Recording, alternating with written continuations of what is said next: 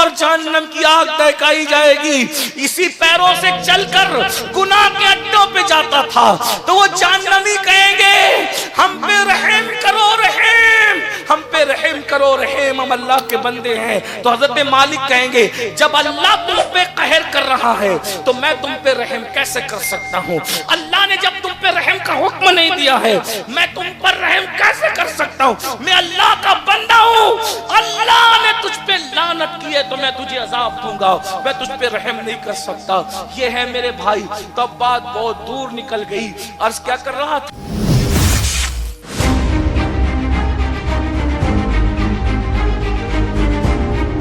حضور کی آنکھیں جب سب کچھ دیکھتی ہے، زنا کرو گے تو حضور کی آنکھیں دیکھ لے گی، جوا کھیلو گے تو حضور کی آنکھیں دیکھ لے گی، چوری کرو گے تو حضور کی آنکھیں، اور حضور ہوں گے ناراض، حضور ہوں گے ناراض اور حضور منہ پھیر لیں گے. اب ذرا سوچو قیامت کے دن حضور کے پاس جاؤ گے جنت مانگنے کے لیے، یا رسول اللہ مجھے بھی تو جنت دو. کیونکہ جنت کس کے پاس ملے گی؟ عقیدہ ہمارا اہل سنت کا یہ ہے. کوئی مذاق اڑاتا ہے تو اڑاتا رہے. حضور کی رسائی اللہ تک ہے، باقی سب کی رسائی حضور تک ہے. حتیٰ کہ انبیاء بھی میرے حضور تک آئیں گے. حضرت خلیل جو سارے نبیوں میں میرے آقا کے بعد سب نبیوں میں افضل، سارے نبیوں میں میرے آقا کے بعد جو سب سے افضل ہے وہ حضرت خلیل اللہ ہے. خلیل اللہ بھی میرے آقا کی طرف دیکھیں گے حسرت سے. میرے امام کہتے وہ جہنم میں گیا جو ان سے مستغنی ہوا ہے خلیل اللہ کو. حاجت رسول اللہ کی جب جنت مانگنے خلیل اللہ حضور علیہ السلام کی بارگاہ میں اپنی بنانے خلیل اللہ پہنچیں گے تو مجھے اور آپ کو نہیں پہنچنا. اب بتاؤ زنا کیا، پاپ کیا، چوری کی، جرم کیا اور حضور نے ناراض ہو کے چہرہ پھیر لیا تو حضور نے کہا او منافق، او غدار، اللہ نہ کرے، اللہ نہ کرے. رحمت للعالمین کی رحمت سے ایسی امید نہیں ہے لیکن ان کی غیرت بڑی نازک ہے. جگر نے کہا تھا اس امت یاسر سے نہ منہ پھیر خدایا، نازک ہے بہت غیرت سلطان مدینہ. میرے بھائی سوچ ذرا غور کر، حضور نے چہرہ پھیر لیا تو تیرا کیا بنے گا، تیرا کیا انجام ہوگا؟ اس لیے میرے بھائی آج توبہ کر، آج مدد مانگ، حضور کو راضی کر لے، حضور کو راضی کر لے. تو میں بات جہاں سے شروع کیا تھا ٹائم ختم ہو وہیں پہ بات ختم کرتا ہوں. میں کیا عرض کر رہا تھا؟ حضور کے چہرے جیسا کسی کا چہرہ نہیں، حضور کی آنکھیں جیسے کسی کی آنکھیں نہیں، حضور کے بولنے جیسا کسی کا بولنا نہیں، حضور کے دیکھنے جیسا کسی کا دیکھنا نہیں، حضور کے چلنے جیسا کسی کا چلنا نہیں، حضور کی ادائیں جیسی کسی کی ادائیں نہیں. تو حضور جیسا کوئی نہیں، تو اب حضور کی دعا جیسی کسی کی، یہی بات شروع ہوئی تھی، یہی پہ بات ختم کر رہا ہوں. حضور کی دعا جیسی نہ پیران پیر کی دعا ہے، حضور کی دعا جیسے نہ حضرت موسیٰ کی دعا ہے. کیونکہ حضور کی دعا کیا ہے؟ سب کی دعائیں قبولیت تلاش کرتی ہے، سب کی دعائیں اجابت تلاش کرتی ہے، لیکن میرے نبی کی دعا کی شان ہے اللہ پر ہر دعا اجابت کو ڈھونڈتی ہے، لیکن دعائے مصطفیٰ یہ ہے جس کے لیے اجابت جھک کر کے آتی ہے. میرے امام کہتے ہیں عنایت کا جوڑا، اجابت کا صحرا دلہن بن کے نکلی دعائے محمد. اجابت میں جھک کر، اجابت میں جھک کر جس کے لیے اجابت جھکتی ہے وہ دعائے مصطفیٰ جان رحمت ہے. اجابت میں جھک کر گلے سے لگایا بڑی ناز سے جب دعائے محمد. ان کا نام لو تو آدم کی دعا قبول ہو جائے، ان کا نام لو تو نوح کی بگڑی بن جائے، ان کا نام لو تو موسیٰ کے لیے علیہ السلام دریا میں رستے پیدا ہو جائے. جب وہ جانے دعا خود دعا کرتے ہوں گے تو اس وقت دعا کی کیفیت کیا ہوتی ہوگی.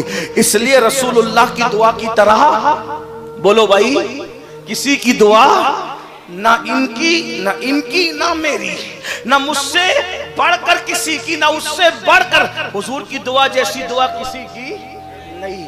لیکن ایک دعا ہے جس کو رسول اللہ نے اپنے کرم سے خود کسی کی اہمیت بتانے کے لیے، کسی کا وفادار بنانے کے لیے، کسی کی طرف جھکانے کے لیے ایک دعا کو اپنی دعا کے برابر کا درجہ دے دیا.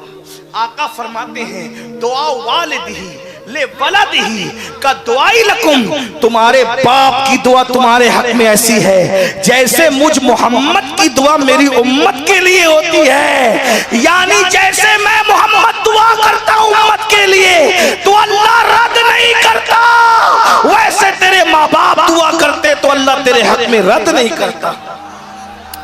اب اتنا کہتا ہوں پیر کو گھر کیوں بلاتے ہو؟ پیر کو گھر کیوں بلا؟ بگڑی بن جائے، دعا سے مقدر سنور جائے. لیکن یہ بات میں کہہ کے جا رہا ہوں، دعا دو یا گالی دو مجھے کوئی فرق نہیں پڑتا، کیونکہ مجھے بھی مر کے اللہ کو منہ دکھانا ہے. بڑے سے بڑا پیر لا کر پیسوں میں تول دو، اگر وہ دعا کرے کوئی گارنٹی نہیں ہے کسی کے پاس کہ اس کی دعا قبول ہوگی. لیکن ماں باپ کی دعا کو رسول اللہ نے اپنی دعا کا درجہ دیا ہے. یہ دعا کریں گے تو دعا قبول ہوگی. پیر کو مت دو میں یہ نہیں کہتا، کیونکہ میں پیروں کا غدار نہیں ہوں. پیروں کو ضرور دو، لیکن پیر سے پہلے تیرا سب سے بڑا مرشد تیرے ماں باپ ہے. ان کو بھی تو ان کی ولادت پہ گفٹ دو، اپنی ولادت پہ گفٹ دو، ان کو بھی تو نذرانہ دو. اس لیے کہ میرے بھائی کوئی دعا کر دے، بگڑی بنے گی کہ نہیں بنے گی کوئی میٹر نہیں. لیکن اگر ماں باپ دعا کر دے، ضمانت نبی نے دی ہے، جنت تیرے گھر میں رکھی ہے، کامیابی تیرے گھر میں رکھی ہے، کامرانی تیرے گھر میں رکھی ہے. ان کی دعا لینے کی بجائے کتنوں کے پیچھے دوڑ رہا ہے، سب کے پیچھے دوڑ، لیکن پہلے ماں باپ کے پیچھے دوڑ. تو میں کیا کہہ رہا تھا؟ اللہ اکبر. کیا ماں بیمار ہو تو کہتا ہے تیری ماں نہیں، تیری ماں نہیں، تیری. یہ حال ہے. قیامت کی نشانیوں میں سے ایک نشانی آقا فرماتے ہیں دوستوں پہ خرچ کریں گے اور ماں باپ پہ خرچ کرنے میں دل تنگ کریں گے. یہ قیامت کی نشانیوں میں سے نشانی. میرے بھائیوں، اس لیے میری گزارش ہے، اچھا عمل کرنے آئے ہو، اچھا عمل کرنے آئے ہو، اچھا عمل کرو. اور مفتی صاحب نے بتایا، میں اسی کو میں ختم کرتے ہوئے کہتا ہوں کہ اچھا عمل کیا ہے بھائی؟ حاجی 9 ذی الحجہ کو عرفات میں پہنچے، 5 دن محنت کرے، احرام باندھ کے گھوم گھوم کے پتھر مارے، کنکر مارے، صفا مروہ پہ دوڑ بھاگ کرے، پیسے خرچ کرے، پھر بھی آ کے نہیں کہہ سکتا کہ میرا حج قبول ہوا. اور ماں باپ کو پیار سے دیکھ لو تو مقبول حج کا ثواب ملتا ہے. یہاں ایک بات میں مفتی صاحب کی بات میں ایک اضافہ کر دوں، وقت ہوتا تو یہ ضرور کہتے ہیں. جلسے میں یہ سن کے سب پلان بناتے ہیں اب گھر چلو، امی کو دیکھو، ابا کو دیکھو. کیا ملے گا؟ مقبول حج کا ثواب. 100 بار دیکھیں گے تو 100 بار، 1000 بار دیکھیں گے تو 1000 بار. لیکن یہ بات میں علماء کی موجودگی میں اپنی اصلاح کے لیے کہہ دوں، ہر اولاد کو ماں باپ کے دیکھنے پر مقبول حج کا ثواب نہیں ملتا. جو اولاد فرما بردار ہیں، مطیع ہیں، انہی کو ملتا ہے. ورنہ ماں باپ کو مار، آستین چڑھا کر پھر اس کے بعد گھوم پھر کے آکے تو کیا مقبول حج کا ثواب نہیں؟ کافر جنوری میں مرے یا رمضان شریف میں مرے، اس کے لیے دونوں برابر. کیوں؟ رمضان شریف کی برکت کافر کو کیوں نہیں ملتی؟ کیونکہ وہ رمضان کو رمضان مانتا ہی نہیں. جو رمضان کو رمضان شریف نہ مانے اس کو برکت نہیں ملے گی. اس سے بڑھ کے ایک بات کو، آخری بات، ٹائم ختم ہے لیکن آخری بات، رسول اللہ نے پوچھو ان علماء سے ایک بات. چلو میں پہلے آپ سے سوال کرتا ہوں، علماء سے نہیں آپ سے کہتا ہوں. اگر کسی کو نبی کا جبہ پہنا کر دفن کیا جائے قبر میں تو بولو اس کو عذاب ہوگا کہ نہیں ہوگا؟ آپ جواب تو جو بھی آپ کے علم میں ہے، اس کو عذاب ہوگا؟ بولو بھائی، مل کے بولو. نہیں ہوگا نا. نبی کا جبہ جس کو پہنا دیا گا اس کو عذاب ہوگا. لیکن رسول اللہ نے ایک شخص کے بارے میں کہا، نبی پاک نے اپنا جبہ عبداللہ ابن ابی کو پہنایا اور اس کے منہ میں اپنا لعاب ڈالا اور اس کی جنازہ بھی حضور نے پڑھا. 3 چیز غور کرنا. جس کا جنازہ حضور پڑھا دے بولو بخشا جائے گا کہ نہیں بخشا جائے گا؟ بولو بھائی. ارے جنازے میں نبی کا نام لے لو تو آدمی بخشا جاتا ہے. آنکھوں کا تارا نام محمد، دل کا اجالا نام محمد، صلی اللہ کا سہرا سجا کر دولہا بنایا نام محمد، پڑھتی درود دوڑے گی اڑے لاشا جو لے گا نام محمد، اور آنکھوں میں آ کے دل میں سما کے رنگت رچا جا نام محمد. پوچھے گا مولا لایا ہے کیا کیا؟ میں یہ کہوں گا نام محمد. اپنے جمیل رضوی کے دل میں آ جا سما جا نام محمد. نبی کا نام لے لو تو حورے بلائیں لینے لگے. جنازہ حضور نے پڑھایا، اپنا جبہ پہنایا، اپنا لعاب اس کے منہ میں ڈال دیا. لیکن آقا علیہ السلام نے صحابہ نے کہا حضور وہ تو منافق تھا.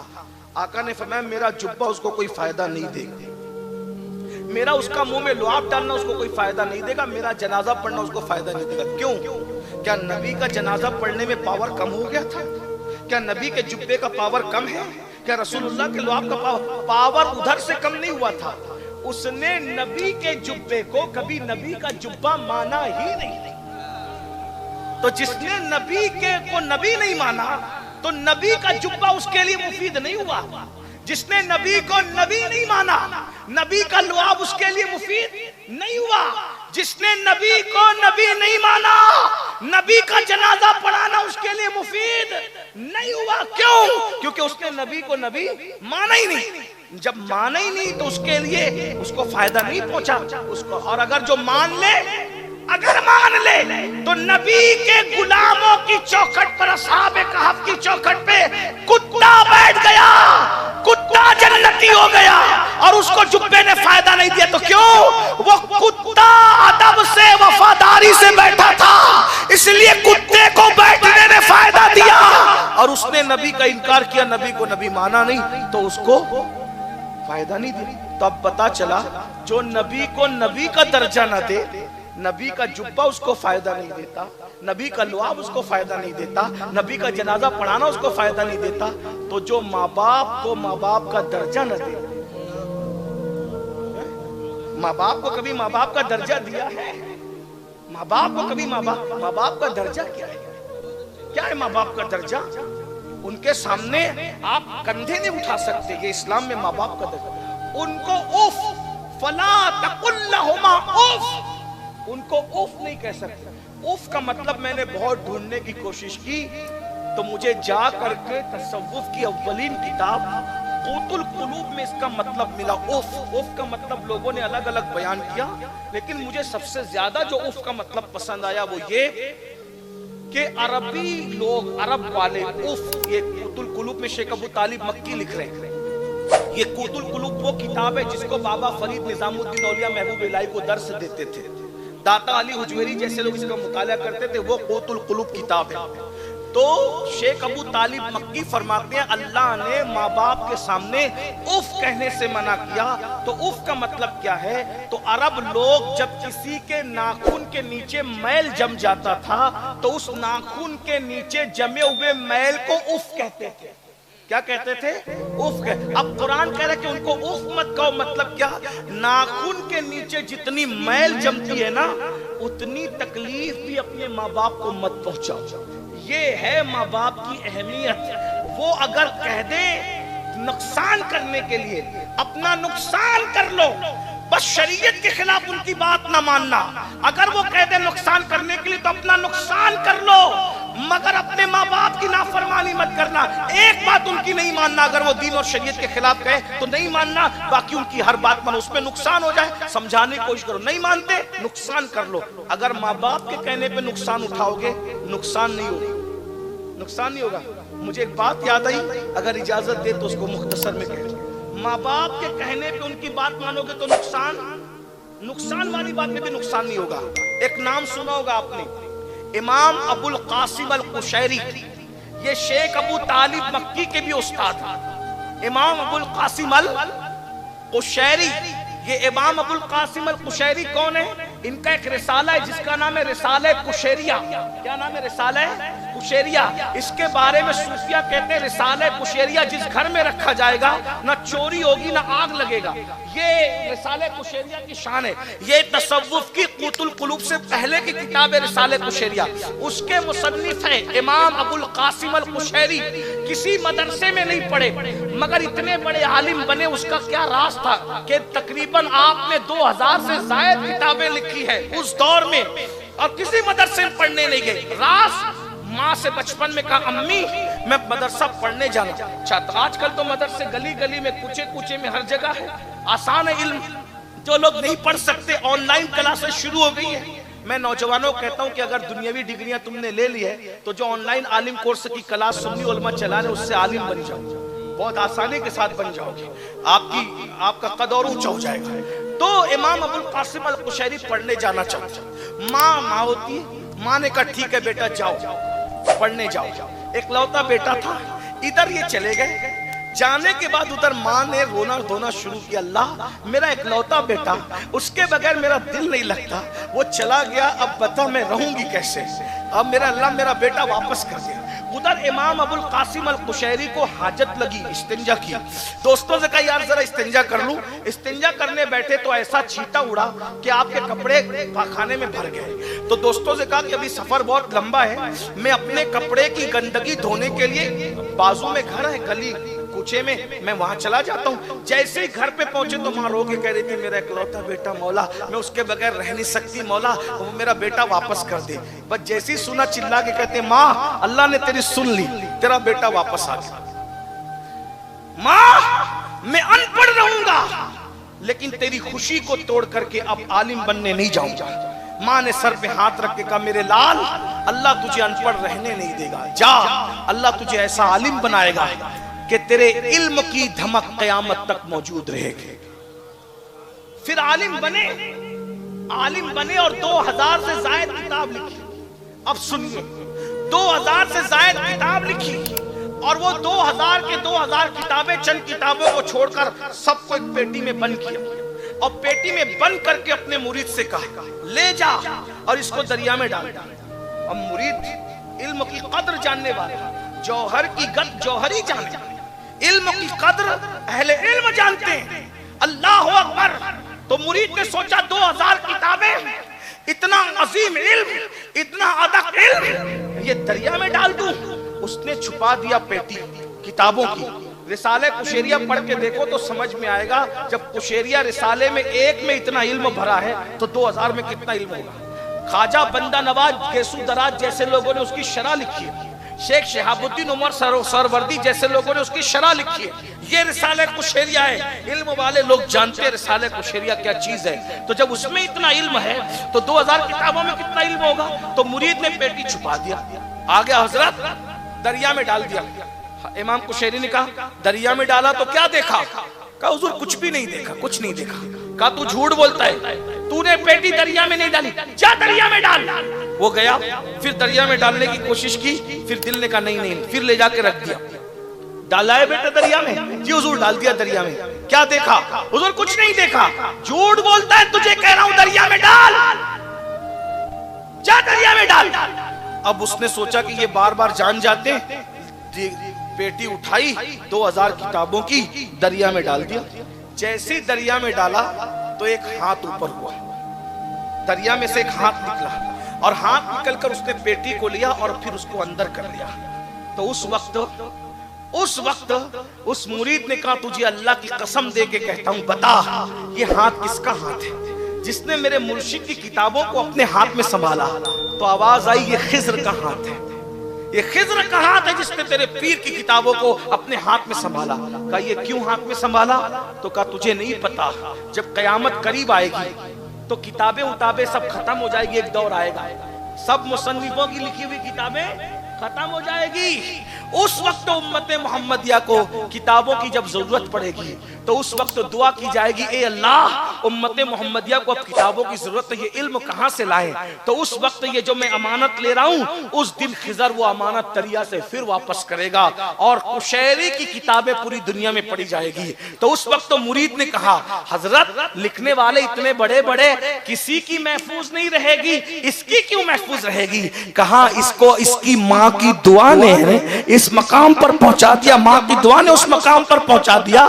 ماں کی خوشی کے لیے اس نے ان پڑھ رہنا گوارا کیا, اس لیے اللہ رب العزت کی بارگاہ میں اس کی ماں نے دعا کی کہ اللہ تجھے ان پڑھ رہنے نہیں دے گا, تجھے عالم بنائے گا اور تیرے علم کی دھمک قیامت تک رہے گی. یہ ماں کی دعا کی برکت ہے کہ کتاب لکھنے والوں کی کتابیں ختم ہو جائے گی. ماں کی دعا سے قشیری کی کتابیں قیامت کے قریب بھی لوگوں کی رہنمائی کرے گی. یہ ماں باپ کا مقام ہے میرے بھائیوں. اللہ توفیق دے. استغفر اللہ ربی من کل ذنب و اتوب الیہ.